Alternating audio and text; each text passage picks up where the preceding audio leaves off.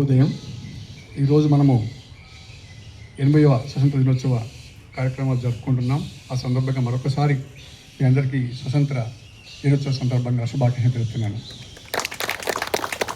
ఇప్పటివరకు మన భక్తులు చాలా చెప్పారు. ఈరోజు మనము ఈ 80వ స్వతంత్ర దినోత్సవం జరుపుకుంటున్న వేడుకల్లో ఈ త్యాగమూర్తులు ఎవరైతే ఉన్నారో, ముఖ్యంగా స్వతంత్రం రావడానికి పోరాడిన మహనీయులు, ముఖ్యంగా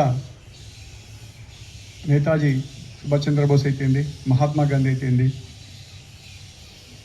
అల్లూరి సీతారామరాజు అయితేంది, ఝాన్సీ లక్ష్మీబాయి అయితేంది, ఇంకా ఎంతోమంది మహనీయులు, సర్దార్ వల్లభాయ్ పటేల్, తిలక్, ఎంతోమంది వాళ్ళు త్యాగం చేశారు.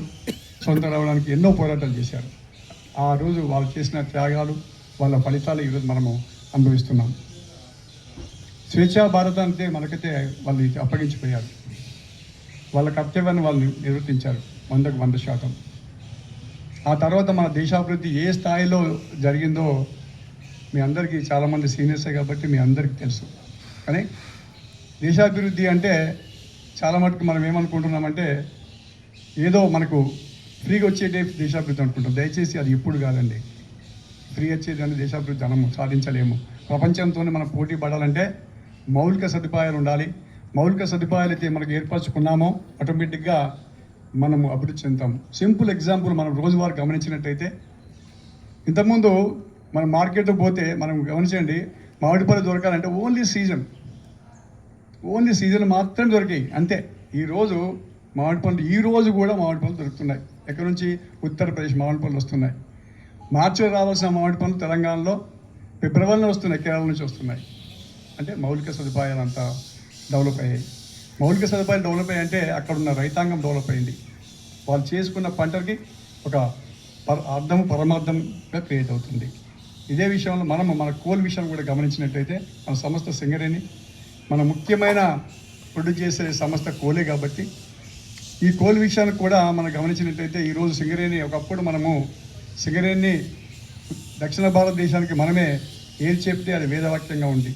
ఇప్పుడు చాలామంది సీనియర్స్ కాబట్టి నల్లగుండదంతా మనం బొగ్గు అమ్మాము. వాళ్ళు తీసుకున్నారు కూడా, ఏం మాట్లాడకుండా. మాట్లాడితే రేపు పొద్దున పంపమని వాళ్ళు భయం. ఈరోజు అలాంటి వాతావరణమే లేదు. మనకు అడుగడుగున మనకి పరీక్షా సమయం ఆసన్నమైతే అయిపోయింది.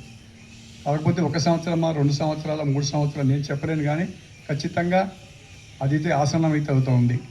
ఈరోజు మనకు చాలామంది చూసుంటారు, కొత్త ట్రెండ్ ఒకటి వచ్చేస్తుంది. బొగ్గు వేలం ద్వారా ట్రేడింగ్ చేసుకోవచ్చు. ఆల్రెడీ చాలామంది చూసే ఉంటారు, ఎందుకంటే అందరూ చూస్తుంటాం కాబట్టి, నెట్ అవన్నీ చూస్తుంటారు కాబట్టి మనకు అది కోల్ అనేది ఎక్కడి నుంచైనా ఎక్కడ అమ్ముకోవడానికి ఆస్కారం ఏర్పడుతూ ఉంది. అది కాదందామంటే సాధ్యం కాదు. ఎందుకంటే పోటీతత్వం ఉన్నప్పుడు మనం పోటీలో ఉండాల్సిందే. నువ్వు పెంచే రేటు గమనించినట్టయితే ₹5.40 ఒక యూనిట్ అక్కడ వస్తుంది. ₹2.40 కొన్ని ప్లాంట్లలో అవుతుంది. ₹2.40 ప్లాంట్ కరెంటు కొంటాడు, వాడు ₹5.40 కరెంటు కొంటాడు. ఒక యూనిట్కి నువ్వు ఇంట్లో ఎన్ని కాలుస్తున్నావు కొంచెం గమనించండి. 200 నుంచి 1000, అంటే ఊళ్ళలో 200 యూనిట్ వరకు కాలుస్తున్నారు. మనము 1000 పైచీలకు మనము ఖర్చు చేస్తున్నాము. సింపుల్గా ఒక వ్యక్తే, ఒక కుటుంబమే 1000 × ₹2.40 ఎంత అమౌంట్ ఉందో గమనించండి. ఎన్ని కుటుంబాలు ఉన్నాయి? భారతదేశం మొత్తం మీద ఎంతమంది ఉన్నారు? 145 కోట్ల జనాభా, ఎన్నో కుటుంబాలు, ఎంత కరెంట్ ఖర్చు చేస్తున్నారు. ఇప్పుడు నువ్వు హైయెస్ట్ రేట్లో బొగ్గమేసి ఎంత దేశానికి నష్టం మనం పరుస్తున్నామో మనం ఆలోచించాల్సిన అవసరం చాలా ఉంది. దయచేసి దీన్ని మనం ఏం చేయగలుగుతాం?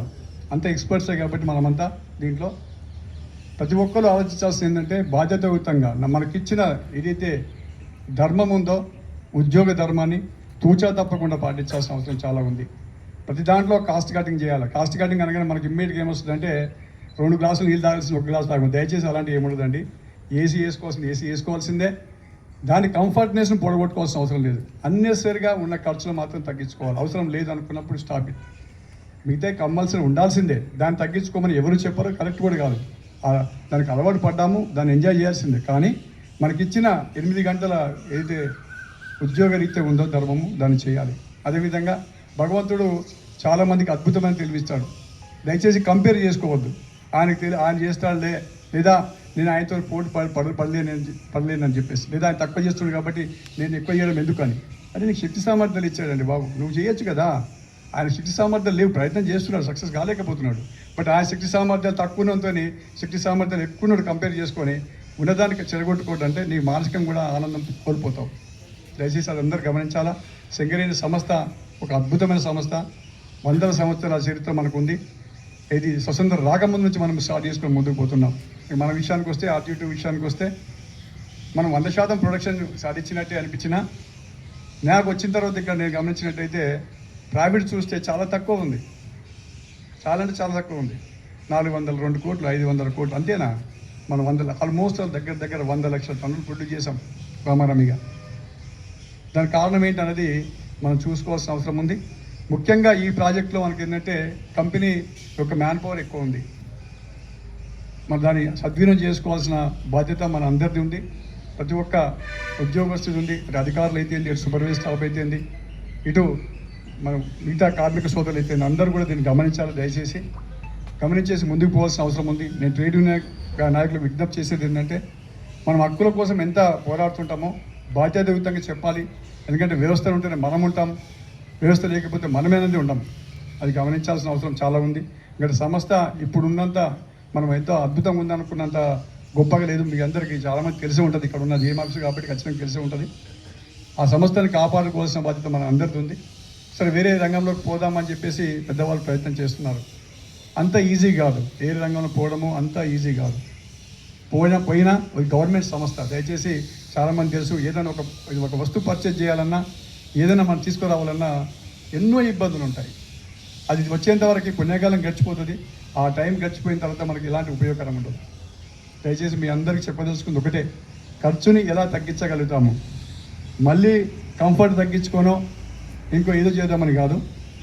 మనకు ఇచ్చిన వర్కింగ్ అవర్స్ని పెంచేసి, పర్టికులర్గా ఓపెన్ కాస్ట్ ఉన్న సోదరులు చాలామంది ఉన్నారు కాబట్టి ఈ వర్కింగ్ అవర్స్ని పెంచడానికి ప్రయత్నం చేయండి. ఆఫీసర్స్ బాధ్యత ముఖ్యంగా మీరు చెప్పాల్సిన అవసరం ఉందండి. ప్రతి ఒక్క వ్యక్తికి చెప్పాల్సిన బాధ్యత ఉంది. ఎంత మన క్యూబిక్ మీటర్కి ఎంత అవుతుంది, ఒక టన్ను దిగడానికి ఎన్ని క్యూబిక్ మీటర్లు అవసరం వస్తుంది, డైరెక్ట్ కాస్ట్ అక్కడే మనకు కనబడుతూ ఉంది. మన వెస్టర్న్ కోల్ఫీల్డ్ అయితే, సౌత్ ఈస్టర్న్ కోల్ఫీల్డ్ అయితే మనం గమనించినట్టయితే మనకు వాళ్ళకి మన 4,200 రూపాయలకి మనం ఒక టన్ను అమ్మితే 2,500 రూపాయలు టన్ను అమ్ముతుంది. Almost double the content. ఇప్పుడు ట్రాన్స్పోర్ట్ ఛార్జ్ మనకి ఎక్కువ అవుతుందంటే, మన 9 నుంచి పట్టుకొచ్చాం ఒక రేకుని 1,200 రూపాయలు అవుతుంది. 12 నుంచి 1,100 మాత్రం అవుతుంది. 2,500, 1,200, 3,700 అయింది. అయినా మనకన్నా ఒక 500-600 రూపాయలు తక్కువే. 500 రూపాయలు తక్కువ ఒక టన్నుకి మనమే తీసుకురాగలిగినప్పుడు ఒక గవర్నమెంట్ సంస్థ, ప్రైవేట్ సంస్థలు ఏ లెవెల్ పట్టుకొచ్చుకుంటారు. మనం దీన్ని ఆలోచించాల్సిన అవసరం ఉంది. అయినా మనం రేట్ ఎక్కువ ఉంది. మన 9 కోలు కూడా మనం రేట్ ఎక్కువ పెట్టాం. ఎందుకంటే 9 నుంచి ఏదైతే మనం స్లైడింగ్ వస్తుందో దానికి 1,200 హెచ్చిస్తున్నాం కాబట్టి ఆ రేట్ ఎక్కువ ఉంది. ఇంకా ప్రైవేట్ పరమతి అంతకన్నా తక్కువ రేట్ ఇస్తారు వాడు. అలాంటి వాతావరణం మనం ఈరోజు ముందుకు వస్తున్నాం. ఈ మధ్యకాలంలో పేపర్లో వచ్చిందో లేదో నేను చూడలేదు, కానీ పేపర్లో బట్ నాకున్న సమాచారం, అది పక్కా సమాచారం ఏంటంటే, జనుకవాడు కూడా బయట నుంచి బొగ్గు తీసుకొచ్చాడు. అంటే మనం బొగ్గు సప్లై చేయలేక సరే మనం బొగ్గు ఇస్తుంటే ప్రస్తుతానికి వాడు తీసుకుంటున్నారు, అది వేరే ఇష్యూ. కానీ వాడు కూడా బయట నుంచి బొగ్గు తీసుకొస్తున్నారు. ఆల్రెడీ రేకులు స్టార్ట్ అయిపోయాయి. ఒకసారి ఏదైనా గవర్నమెంట్ దానికి అలవాటు పడింది అనుకోండి, మన కోల్ తీసుకోవడానికి ఎవరు ఇంట్రెస్ట్ పడరు. ఎందుకంటే రేట్ ఎక్కువ. క్వాలిటీ పరంగా మనం గమనించినట్టయితే మనం ఎన్ని చేసినా కొంత ఇబ్బందికరమైన వాతావరణం మనకైతే ఉంటుంది. ఎందుకంటే క్వాలిటీ పరంగా అంత గొప్ప కోల్ కాదు. ఒకటి ఆల్రెడీ ఒకసారి మనము మైనింగ్ చేసాం, డెవలప్డ్ గ్యాలరీ అయితే, డిపిఎల్ గ్యాలరీస్ అవుతున్నాయి. మన సోదరులు ఎంత ప్రయత్నం చేసినా ఎంతో కొంత కంటామినేషన్ ఉండనే ఉంటుంది. అంటే క్వాలిటీ పరంగా మనం అంత గొప్పగా ఉండడానికి ఆస్కారం అయితే లేదు, మనం ప్రయత్నం చేస్తున్నా కానీ. ఇక మనం చేయాల్సింది ఏంటంటే వర్కింగ్ అవర్స్ పెంచుకోవాలి, కాస్ట్ ఆఫ్ ప్రొడక్షన్ తగ్గించగలగాలి. అది ఒక్కటే ఒక మంత్రం ఉంది. దాన్ని అందరూ తూచా తప్పకుండా పాటిస్తేనే ఈ సంస్థలో ఉన్న ఇప్పుడు ఎక్విప్మెంట్ అయితే ఏదైనా కంపెనీ పరంగా ఉంటుంది. లేదంటే ఖచ్చితంగా మీరు ఎవరు ఏమనుకున్నా ఏది చేసినా కనుమరుగు అవడానికి అయితే ఆస్కారం ఉంటుంది. ఇది అవునన్నా కాదన్నా, ఇది చేతిని అనిపించినా ఇది తప్పకుండా మన అందరూ ఆవిష్కరణ చేసేది ఇటు మిగతా సోదరులు అయితే గమనించాల్సిన అవసరం ఉంది. ఎందుకంటే హైయెస్ట్ ఎక్విప్మెంట్ ఉన్న ఒకే ఒక మైన్ ఏదంటే మన దగ్గర ఉన్నది RG2లో ఉంది, అది OC3 ఉంది. సింగరేణిలో హైయెస్ట్ ఎక్విప్మెంట్. దీని తర్వాతనే మిగతా మైన్లు ఉన్నాయి. ఆ ఎక్విప్మెంట్ని మనము 100% అవైలబిలిటీ, 100% యూటిలైజేషన్ చేసిన రోజే మనం కాస్ట్ తగ్గించగలుగుతాం. At the same time utilization factor చాలా చాలా ముఖ్యమండి. ముఖ్యంగా నేను ట్రేడ్ యూనియన్ నాయకులకు చెప్పేది ఏంటంటే, దయచేసి ఇది అందరికీ తీసుకెళ్లాల్సిన అవసరం ఉంది. ఎందుకంటే న్యూ బ్లడ్ చాలా వచ్చేసింది మనకు. ఇంకా 20 సంవత్సరాలు చేసే వాళ్ళు చాలా ఉన్నారు కంపెనీలో.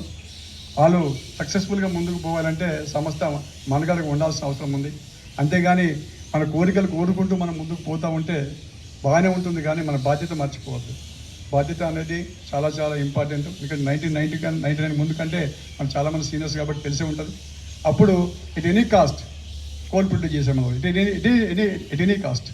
నేను జీడీకే ఎన్నికలను పనిచేసిన చాలా సంవత్సరాలు. ట్రేడ్ పిహెచ్డి ఇచ్చుకుంటే పనిచేసాం. బొగ్గు రావాలి అంతే, ఇంక రెండో తప్పలేదు. బొగ్గు రావాల్సిందే, ఏదైనా కానీ బొగ్గు రావాలి. ఈరోజు ఆ మాటకు అర్థం లేకుండా పోయిందండి.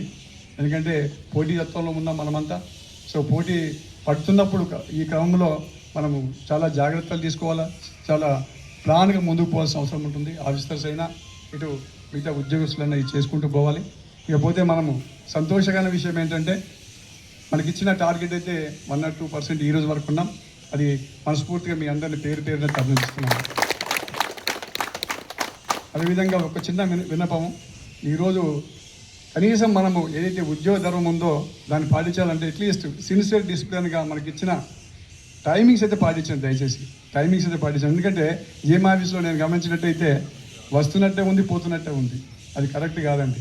పని లేకపోతే అక్కడ కూర్చోండి, పని లేదని మీ హెడ్కి చెప్పండి అని చెప్పినట్టుగా ఒక నిర్ణయం తీసుకుంటారు. అంతేగాని ఎప్పుడు వచ్చినామా ఎప్పుడు పోతున్నామా అనే పద్ధతి కాకుండా ఖచ్చితంగా ఒక టైం మెయింటైన్ చేయండి.